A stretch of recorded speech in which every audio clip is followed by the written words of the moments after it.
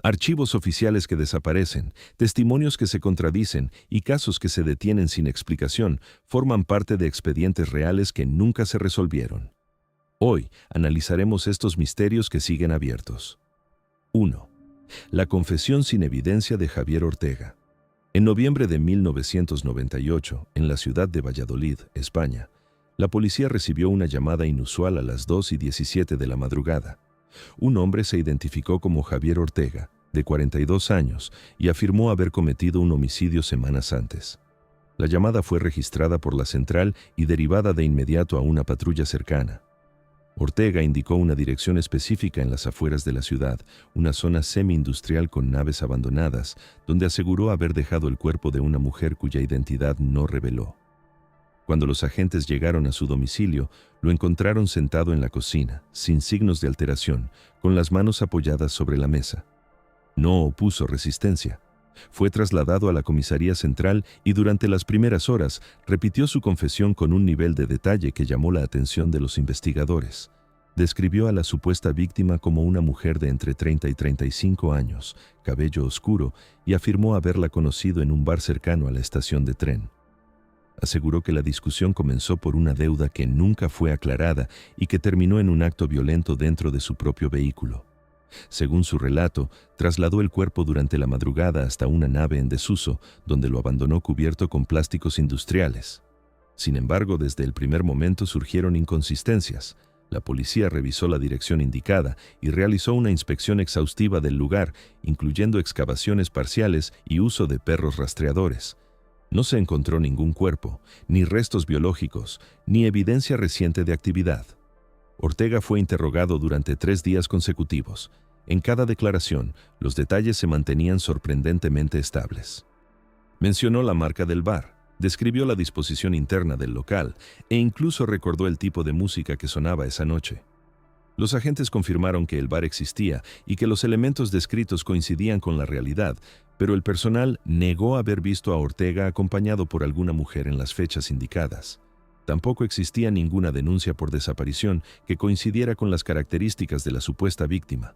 A pesar de ello, Ortega insistía en su versión sin mostrar contradicciones evidentes. Durante el 4.º día de interrogatorio, introdujo un nuevo elemento. Afirmó haber conservado un objeto personal de la víctima como recuerdo. Indicó que se trataba de un anillo metálico con una inscripción interna. Sin embargo, al registrar su vivienda, no se encontró ningún objeto que coincidiera con esa descripción. Los investigadores comenzaron a considerar la posibilidad de una confesión falsa, pero el comportamiento de Ortega no encajaba con los perfiles habituales. No presentaba signos de trastornos evidentes, no tenía antecedentes penales y su entorno lo describía como una persona reservada pero estable. Trabajaba como técnico en mantenimiento industrial y llevaba una vida rutinaria. Su familia aseguró que no había mostrado cambios recientes en su conducta. A medida que avanzaba la investigación, surgieron nuevas dificultades. Las cámaras de seguridad en la zona eran escasas en 1998 y no existían registros visuales que confirmaran los desplazamientos que Ortega describía. Su vehículo fue examinado minuciosamente. No se encontraron rastros de sangre ni señales de limpieza reciente. Las pruebas forenses realizadas en el interior del coche no arrojaron resultados relevantes. Aún así, Ortega continuaba afirmando que había cometido el crimen. En una de sus declaraciones más extensas, llegó a describir el momento exacto en que, según él, la víctima dejó de respirar.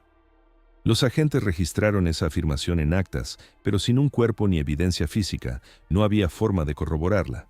El caso comenzó a generar inquietud dentro del departamento.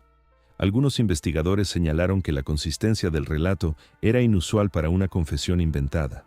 Otros destacaron la ausencia total de pruebas. La Fiscalía autorizó la apertura formal de un expediente, pero con limitaciones claras. Sin víctima identificada, sin escena del crimen verificable y sin evidencia material, el proceso no podía avanzar hacia una acusación formal sólida. Ortega permaneció detenido durante un periodo breve, pero finalmente fue liberado bajo supervisión. Durante ese tiempo, no modificó su versión. Afirmaba recordar cada detalle con claridad, aunque no podía explicar por qué no existían pruebas. En meses posteriores, la policía revisó archivos de personas desaparecidas en distintas regiones del país. Se analizaron casos antiguos y recientes, buscando coincidencias con la descripción proporcionada por Ortega.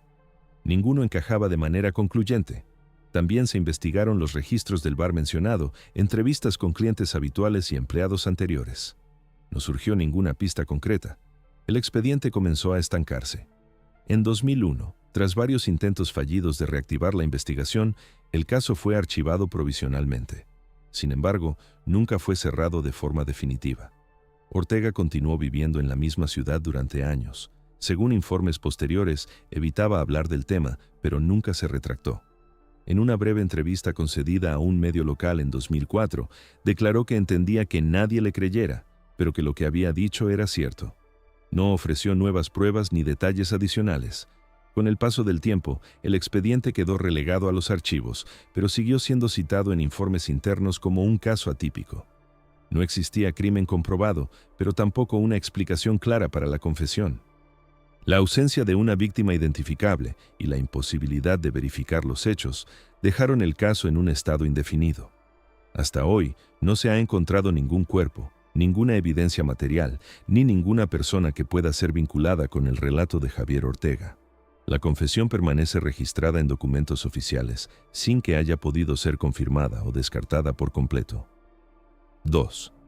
El expediente vacío de San Martín. En abril de 2007, en la región de San Martín, Perú, la desaparición de un comerciante local llamado Luis Alberto Navarro dio inicio a una investigación que, con el paso de los años, se convertiría en uno de los expedientes más desconcertantes de la policía regional.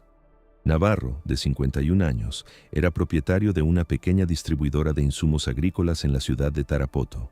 El 14 de abril salió de su casa alrededor de las 7:30 de la mañana, con destino a una reunión en un distrito cercano. Nunca llegó.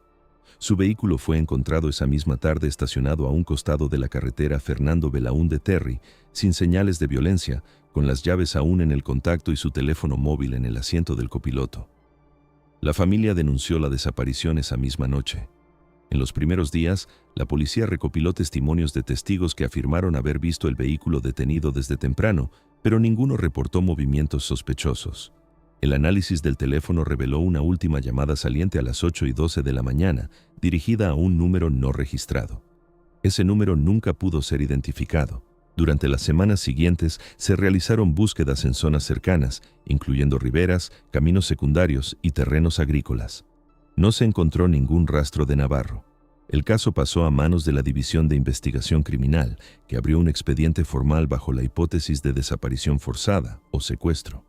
Sin embargo, no hubo solicitudes de rescate ni comunicaciones posteriores. En junio de ese mismo año, un nuevo elemento surgió cuando un testigo anónimo afirmó haber visto a Navarro discutiendo con dos hombres en una estación de servicio horas antes de su desaparición. La policía verificó las cámaras del lugar, pero las grabaciones correspondientes a ese día no estaban disponibles. El propietario del establecimiento aseguró que el sistema había fallado y que no existía respaldo. A pesar de la falta de imágenes, el testimonio fue incorporado al expediente. La investigación avanzó lentamente, acumulando declaraciones, informes técnicos y registros de búsqueda. En total, el expediente alcanzó más de 400 páginas durante el primer año. Sin embargo, en noviembre de 2008 ocurrió un hecho que alteró por completo el curso del caso. Durante una auditoría interna en la comisaría de Tarapoto, se detectó que el expediente físico de Navarro no se encontraba en el archivo correspondiente. Inicialmente se consideró un error administrativo. Se revisaron otras dependencias, oficinas judiciales y archivos regionales. No hubo resultados. La desaparición del expediente fue reportada oficialmente y se abrió una investigación interna. Lo que resultó más extraño fue que tampoco existían copias completas del documento. Algunas partes habían sido digitalizadas, pero el registro electrónico estaba incompleto. Faltaban declaraciones clave, informes periciales y anexos que no habían sido respaldados. Los agentes asignados al caso declararon que el expediente había sido consultado semanas antes sin inconvenientes. Nadie pudo precisar en qué momento exacto desapareció. La investigación interna no logró identificar responsables. No se encontraron signos de ingreso forzado al archivo ni registros de retiro autorizados. El libro de control presentaba inconsistencias en las fechas. Algunos nombres estaban incompletos y otros no coincidían con los turnos registrados. A partir de ese momento, el caso quedó fragmentado. Sin el expediente completo, la reconstrucción de la investigación se volvió limitada.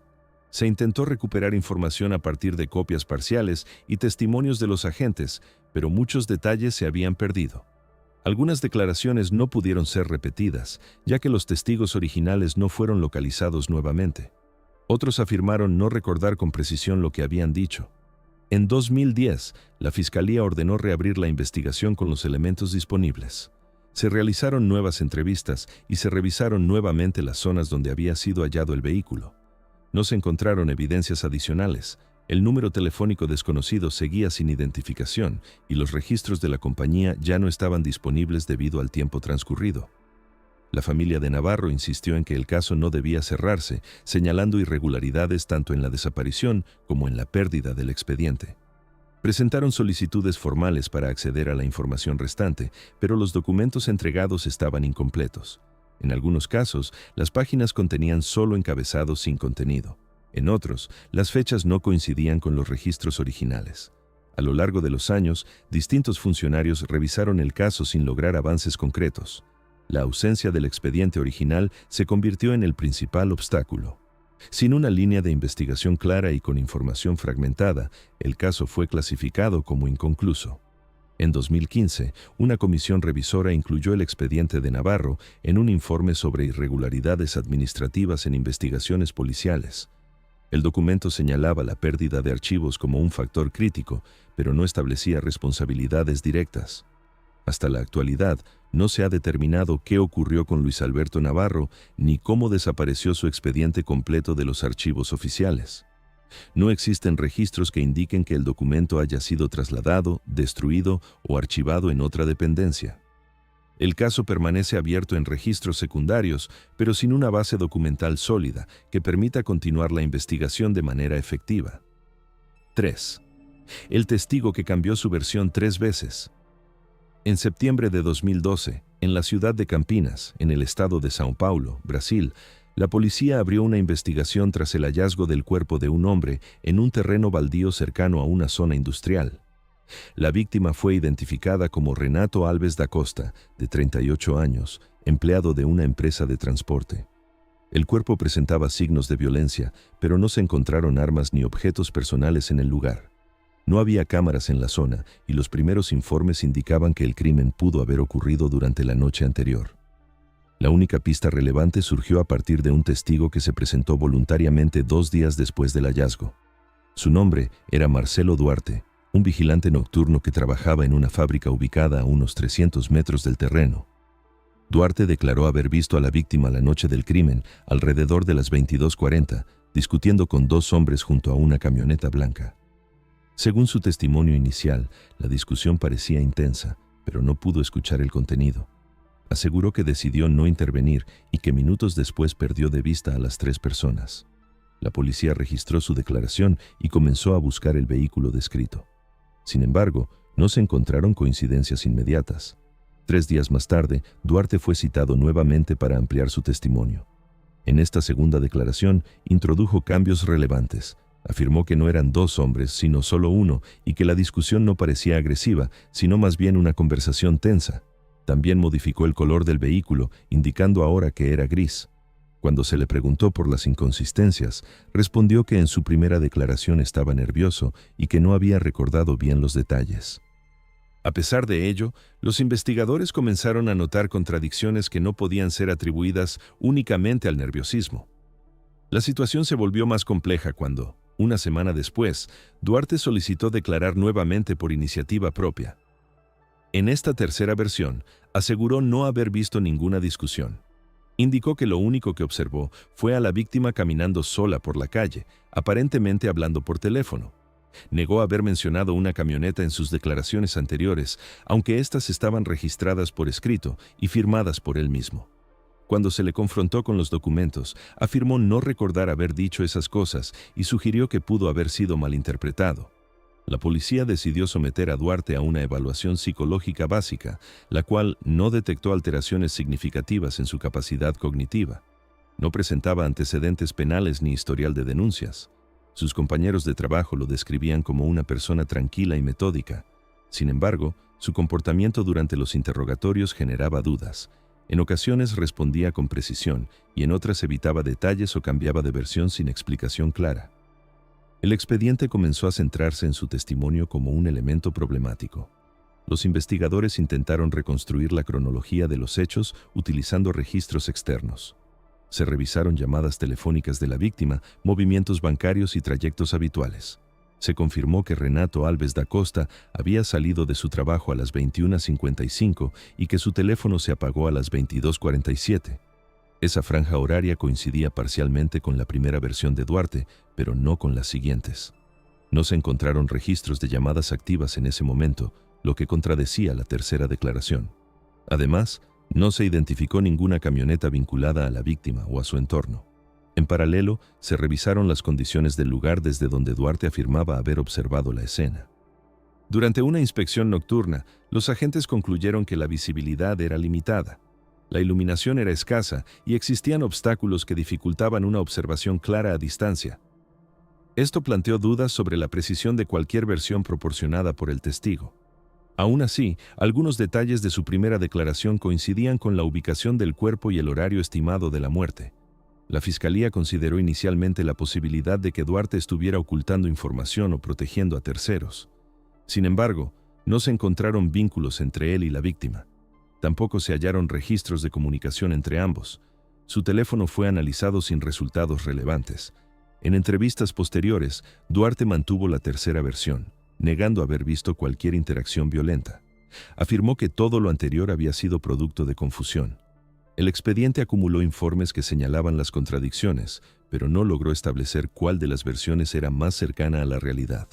Sin otros testigos ni evidencia física, la investigación quedó estancada. En 2014, el caso fue reclasificado como homicidio sin autor identificado. El testimonio de Marcelo Duarte permaneció en el expediente como un elemento central, pero también como una fuente de incertidumbre. En años posteriores, el caso fue revisado en 2 ocasiones sin avances significativos. Duarte nunca fue acusado formalmente, pero tampoco fue descartado completamente como posible implicado o testigo clave. Su comportamiento durante los interrogatorios sigue siendo uno de los aspectos más desconcertantes del expediente. No existe una explicación concluyente para los cambios en su relato, ni evidencia que permita determinar cuál de sus versiones, si alguna, corresponde a lo que realmente ocurrió aquella noche. 4. La casa intervenida antes del registro oficial.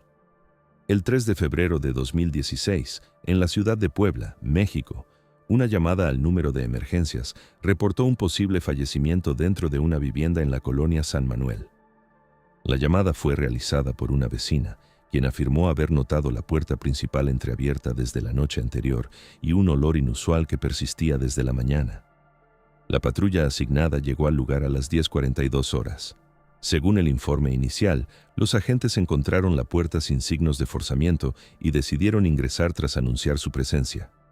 En el interior, en una habitación del segundo piso, hallaron el cuerpo de un hombre identificado como Ernesto Cárdenas Ruiz, de 57 años, contador público y residente del domicilio. El cuerpo estaba recostado junto a la cama, con una herida visible en la región torácica. No había arma en la escena. En ese momento, el caso fue tratado como un posible homicidio. Sin embargo, desde las primeras horas surgieron elementos que no coincidían con un escenario típico. El informe fotográfico inicial, tomado por los agentes antes de la llegada de peritos, mostraba objetos fuera de lugar, cajones abiertos y documentos dispersos en el escritorio del estudio contiguo. Pero cuando el equipo pericial arribó a las 11:28, la disposición del lugar era distinta. Los cajones estaban cerrados, los documentos apilados y la superficie del escritorio limpia. Esta discrepancia fue registrada en el acta pericial como una alteración no documentada entre inspecciones. Los agentes que ingresaron primero declararon no haber manipulado ningún objeto, más allá de verificar signos vitales. Afirmaron que no tocaron muebles ni reorganizaron el espacio. Sin embargo, las fotografías que ellos mismos tomaron mostraban claramente un estado diferente al observado por los peritos minutos después. La puerta principal no presentaba daños y no había evidencia de ingreso forzado por otras áreas de la casa. Las ventanas estaban cerradas desde el interior. La cerradura funcionaba correctamente. La vecina que realizó la llamada aseguró no haber visto a nadie entrar o salir del domicilio durante la noche ni la mañana. Otro vecino declaró haber escuchado ruidos breves alrededor de las 6:00, pero no pudo identificar su origen. La familia de Cárdenas fue contactada ese mismo día. Indicaron que el hombre vivía solo y mantenía una rutina estable. No reportaron conflictos recientes ni amenazas. El análisis forense determinó que la muerte había ocurrido entre las 22:00 y la medianoche del día anterior. La herida era compatible con un objeto punzocortante, pero no se encontró ningún instrumento en la vivienda que coincidiera con las características. Durante la inspección detallada, los peritos detectaron huellas parciales en el escritorio y en una manija interior, pero ninguna coincidía con registros existentes en bases de datos. Además, algunas superficies presentaban signos de limpieza reciente, lo que contrastaba con otras áreas de la casa que acumulaban polvo. Este patrón irregular fue considerado inusual. El equipo forense también señaló que la posición del cuerpo no mostraba signos claros de lucha y que la habitación no presentaba desorden significativo, lo que dificultaba establecer una secuencia de eventos. En días posteriores, se revisaron las grabaciones de cámaras de seguridad en calles cercanas. No se identificaron movimientos relevantes en el horario estimado. El acceso a la vivienda no estaba cubierto directamente por cámaras. Las entrevistas a vecinos no aportaron información concluyente. Nadie reportó visitas recientes ni actividades fuera de lo común. El caso tomó un giro cuando se revisaron las marcas de tiempo de las fotografías tomadas por los agentes. Estas indicaban que las imágenes del interior fueron capturadas entre las 10:47 y las 10:55. Las fotografías periciales, en cambio, comenzaban a las 11:31. La diferencia de menos de 40 minutos no explicaba la reorganización completa de ciertos espacios. La Fiscalía solicitó una revisión interna para determinar si algún agente había regresado al lugar antes del ingreso del equipo pericial. No se encontró registro de ello. Tampoco se detectaron llamadas o comunicaciones que indicaran una intervención adicional. Los agentes involucrados mantuvieron su versión en todas las declaraciones. Afirmaron que no alteraron la escena y que nadie más ingresó durante ese intervalo. La posibilidad de una tercera persona que hubiera accedido al domicilio sin dejar rastro fue considerada, pero no se encontraron indicios de entrada o salida. Las cerraduras no mostraban manipulación y no había llaves faltantes según la familia. El expediente comenzó a centrarse en la alteración de la escena como un elemento clave, pero sin explicación verificable. En los meses siguientes se analizaron los antecedentes laborales de Cárdenas, sus registros financieros y sus contactos personales. No surgieron motivos claros que explicaran un ataque, tampoco se identificaron sospechosos con acceso directo a la vivienda. El caso fue clasificado como homicidio con circunstancias atípicas. En 2018, una revisión del expediente destacó nuevamente la discrepancia entre las fotografías iniciales y las periciales, señalando que no existía justificación documentada para los cambios observados. La falta de un arma, la ausencia de testigos y la alteración no explicada de la escena impidieron avanzar hacia una conclusión. Hasta la fecha, no se ha determinado quién ingresó a la vivienda, cómo se reorganizó el espacio en ese intervalo, ni qué ocurrió exactamente en las horas posteriores a la muerte de Ernesto Cárdenas Ruiz. El expediente permanece abierto, con una escena del crimen cuya condición original nunca pudo ser establecida con certeza. 5. El expediente cerrado de Red Hollow Road. En octubre de 2003, en las afueras de la ciudad de Asheville, Carolina del Norte, la policía del condado de Buncombe respondió a una llamada realizada por un conductor que reportó un vehículo abandonado en un camino rural conocido como Red Hollow Road. El automóvil, un sedán azul registrado a nombre de Daniel Whitaker, de 34 años, se encontraba estacionado de forma irregular, con la puerta del conductor entreabierta y las luces apagadas. Dentro del vehículo, los agentes encontraron manchas visibles de sangre en el asiento delantero y en el volante. No había señales de colisión ni indicios de que el vehículo hubiera sido forzado. Whitaker fue reportado como desaparecido por su hermana esa misma noche, luego de que no regresara a su domicilio ni respondiera llamadas. La escena fue acordonada y procesada por el equipo forense. Las muestras de sangre recolectadas coincidieron con el perfil genético de Whitaker. La cantidad encontrada sugería una pérdida significativa, incompatible con una herida leve. A unos metros del vehículo, en una zona boscosa, se hallaron huellas parciales que indicaban que alguien había sido arrastrado fuera del camino. Estas marcas se perdían a unos 20 metros, donde el terreno se volvía más irregular. No se encontró el cuerpo. Durante los días siguientes, se desplegó una búsqueda intensiva en la zona, incluyendo perros rastreadores, drones y voluntarios. No hubo resultados. La investigación avanzó bajo la hipótesis de homicidio. Se revisaron los movimientos recientes de Whitaker. Trabajaba como supervisor en una empresa de logística y no tenía antecedentes penales. Sin embargo, registros financieros mostraron retiros inusuales de efectivo en las semanas previas a su desaparición. También se identificaron múltiples llamadas a un número no registrado a su nombre. Ese número fue posteriormente vinculado a un teléfono prepago adquirido en efectivo en otra ciudad. El análisis de las torres de señal ubicó ese dispositivo en las cercanías de Red Hollow Road la noche del incidente. A partir de estos datos, los investigadores identificaron a un posible sospechoso, Michael Reeves, de 41 años, excompañero de trabajo de Whitaker, con antecedentes por fraude y una relación laboral conflictiva documentada en archivos de la empresa. Reeves fue interrogado el 12 de octubre. Negó cualquier implicación y afirmó no haber tenido contacto reciente con Whitaker.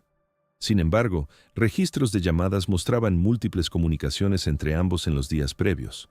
Además, cámaras de seguridad de una gasolinera cercana captaron un vehículo similar al de Reeves transitando por la carretera estatal en dirección a Red Hollow Road aproximadamente una hora antes del horario estimado de la desaparición. Aunque la imagen no permitía identificar con claridad al conductor, la matrícula parcial coincidía con la de su vehículo. La policía obtuvo una orden para registrar la propiedad de Reeves. En el garaje se encontró una lona con manchas que, tras análisis, resultaron ser sangre humana compatible con el perfil de Whitaker. También se hallaron herramientas con restos microscópicos de tejido. Reeves fue detenido bajo cargos preliminares. Durante el interrogatorio, mantuvo su inocencia. No ofreció una explicación clara sobre la presencia de la sangre en su propiedad. Afirmó que alguien pudo haber accedido a su garaje sin su conocimiento. La Fiscalía consideró que la evidencia era suficiente para proceder con una acusación formal por homicidio. Sin embargo, surgieron complicaciones durante la revisión del caso. El análisis de la cadena de custodia de la lona reveló inconsistencias en los registros de recolección.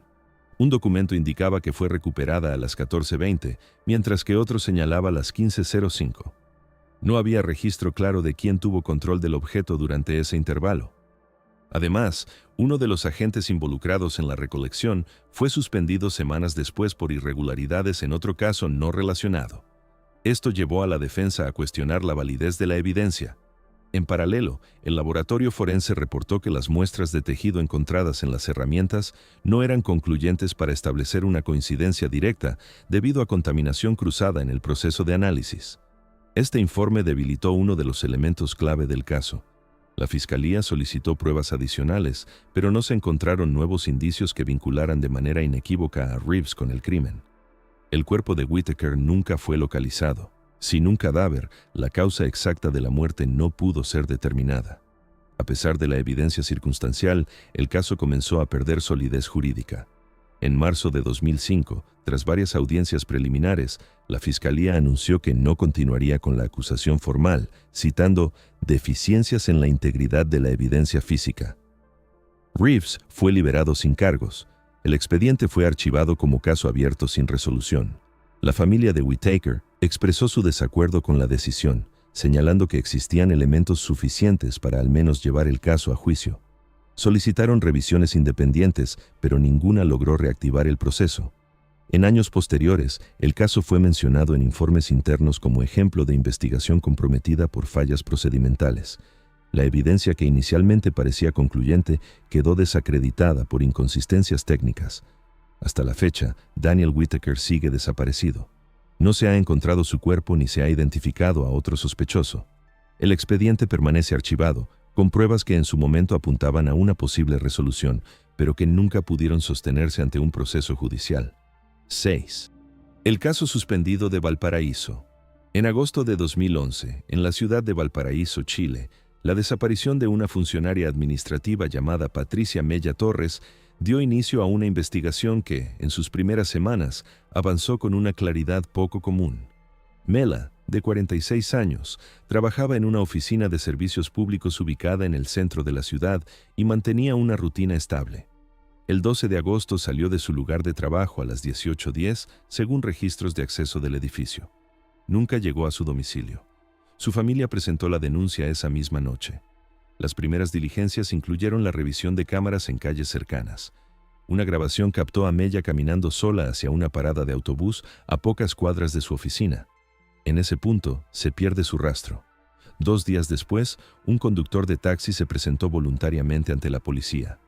Declaró haber recogido a una mujer con características similares en esa misma zona y haberla trasladado hasta el sector de Playa Ancha. Afirmó que durante el trayecto, la pasajera recibió una llamada telefónica que la alteró visiblemente. Según su testimonio, la mujer pidió descender antes de llegar al destino inicial, en una calle secundaria con escasa iluminación. El conductor identificó el lugar con precisión. La policía verificó la zona y encontró una cámara de seguridad privada que registró parcialmente la llegada del taxi. La imagen, aunque de baja calidad, mostraba a una mujer descendiendo del vehículo y caminando hacia una esquina. Minutos después, otro vehículo aparece en la grabación, deteniéndose brevemente en el mismo punto. La matrícula no era legible, pero el modelo fue identificado como un sedán oscuro de fabricación reciente. A partir de ese registro, los investigadores comenzaron a revisar vehículos similares en la región. En menos de una semana, lograron identificar un automóvil que coincidía con las características. Un sedán negro registrado a nombre de Rodrigo Echeverría Salas, de 52 años, empresario local con antecedentes por delitos económicos en la década anterior. Echeverría fue citado a declarar el 20 de agosto. En su primera declaración, negó haber estado en Playa Ancha esa noche. Sin embargo, el análisis de su teléfono móvil reveló que su dispositivo se conectó a una antena cercana a la zona a la misma hora en que la cámara registró el vehículo. Además, se detectaron múltiples llamadas entre su número y el de Patricia Mella en los días previos a su desaparición. Este vínculo no había sido mencionado por la familia ni por el entorno laboral de la víctima. La investigación avanzó rápidamente. Se obtuvo una orden para registrar la vivienda y la oficina de Echeverría. En su domicilio, los peritos encontraron prendas con manchas que, tras análisis preliminar, resultaron ser sangre humana. Las pruebas posteriores indicaron compatibilidad con el perfil genético de Mella. También se incautaron documentos y dispositivos electrónicos que sugerían una relación previa entre ambos, aunque no se estableció con claridad la naturaleza de ese vínculo. Echeverría fue detenido el 25 de agosto bajo sospecha de secuestro y posible homicidio. Durante el interrogatorio, mantuvo su inocencia. Reconoció haber conocido a Mella, pero afirmó que su relación era estrictamente profesional. No explicó por qué había negado inicialmente haber estado en la zona. La fiscalía preparaba una formalización de cargos cuando, de manera inesperada, el caso comenzó a desacelerarse. A principios de septiembre, la audiencia fue postergada sin una explicación detallada. Días después, la defensa presentó una solicitud para revisar la validez de las pruebas recolectadas, argumentando posibles irregularidades en la obtención de las muestras biológicas. El tribunal aceptó revisar el procedimiento. Sin embargo, lo que llamó la atención de los observadores fue que, a pesar de contar con evidencia que parecía sólida, la Fiscalía no presentó oposición inmediata ni solicitó medidas cautelares adicionales. En las semanas siguientes, el caso dejó de avanzar públicamente. No se realizaron nuevas audiencias ni se emitieron comunicados oficiales. La familia de Mella declaró a medios locales que no recibía información actualizada y que sus solicitudes de acceso al expediente eran respondidas con demoras. A finales de octubre, Echeverría fue liberado por falta de formalización dentro de los plazos legales.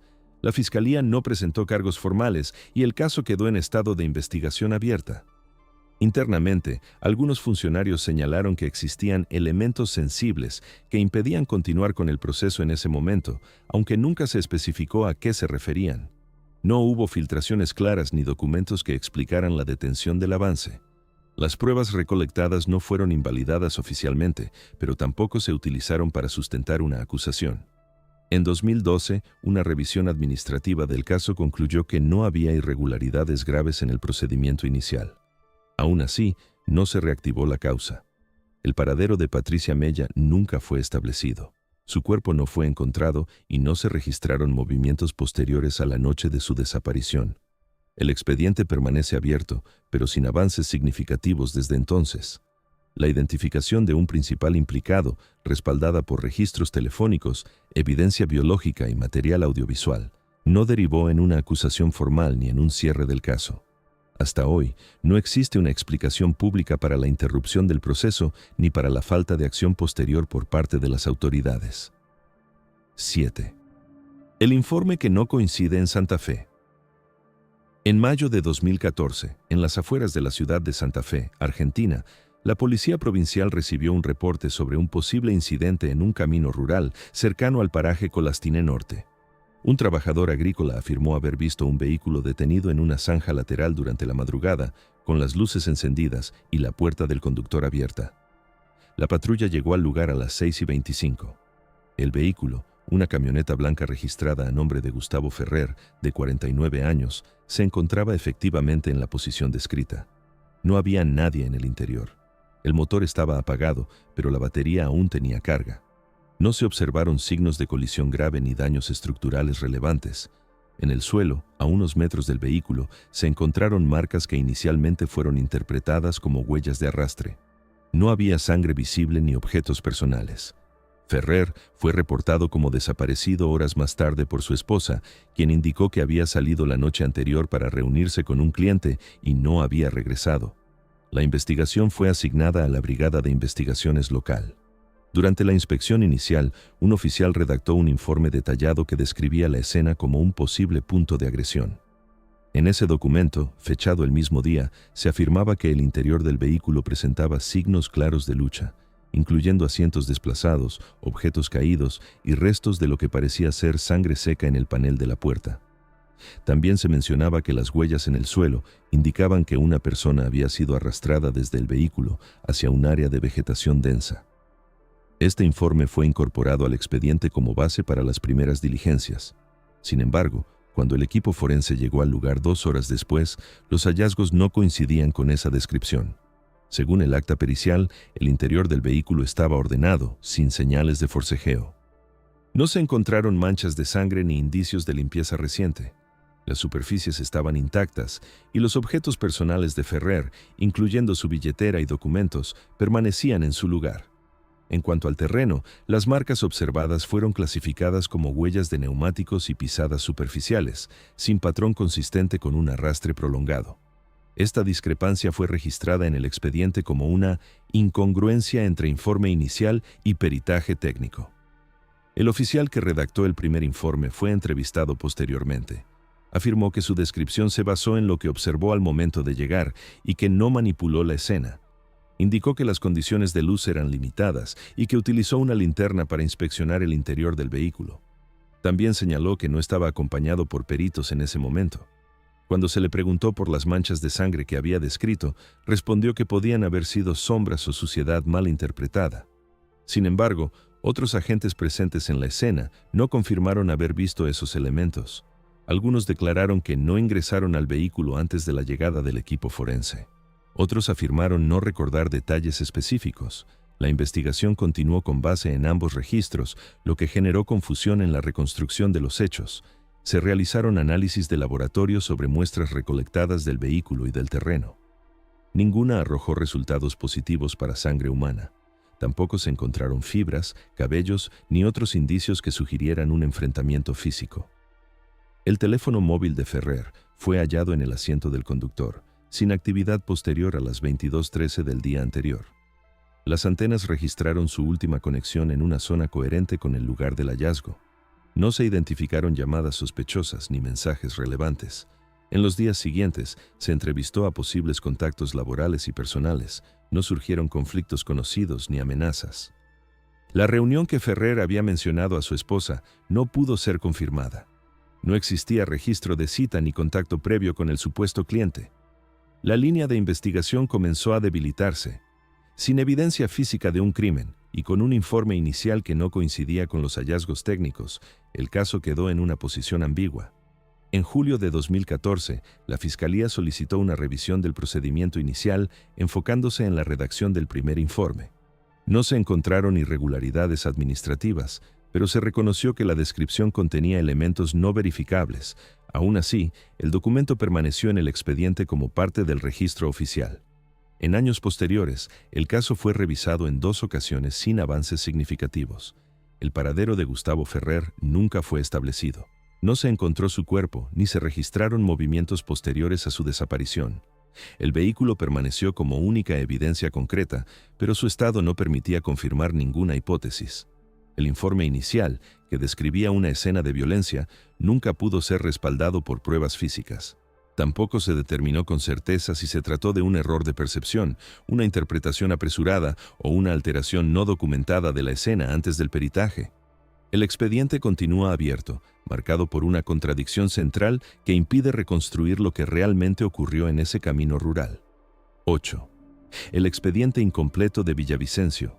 En marzo de 2018, en la ciudad de Villavicencio, Colombia, la Fiscalía General abrió una investigación por la desaparición de un ingeniero civil llamado Andrés Felipe Rincón, de 39 años, quien había sido visto por última vez saliendo de una obra en construcción en las afueras de la ciudad. Según los registros laborales, Rincón abandonó el sitio a las 18:20 y no volvió a comunicarse con su familia. Su vehículo fue encontrado 2 días después en un estacionamiento público del centro, cerrado y sin señales de violencia.